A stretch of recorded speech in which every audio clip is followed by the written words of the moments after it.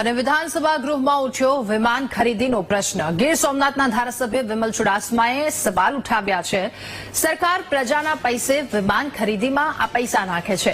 સરકાર પાસે 197 કરોડના ખર્ચે વિમાન ખરીદવાના પૈસા છે, પરંતુ સામાન્ય પ્રજાના પ્રશ્નો નિવારવા માટે સરકારની પાસે પૈસા નથી। વિમલ ચુડાસમાની આ પ્રતિક્રિયા।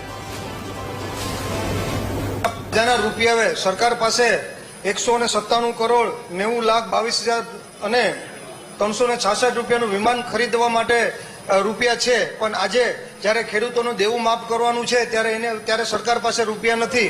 જ્યારે મારા વિસ્તારના સમગ્ર ગુજરાત, મારે સોમનાથ વિધાનસભા અને સમગ્ર ગુજરાતમાં જ્યારે માછીમારોને સબસિડી દેવાની વાત આવે ત્યારે સરકાર પાસે રૂપિયા નથી। આજે યુવાનો પાસે રોજગારી નથી, તો યુવાનોને રોજગારી દેવાને આવે ત્યારે સરકાર પાસે ખર્ચો કરવા માટે રૂપિયા નથી।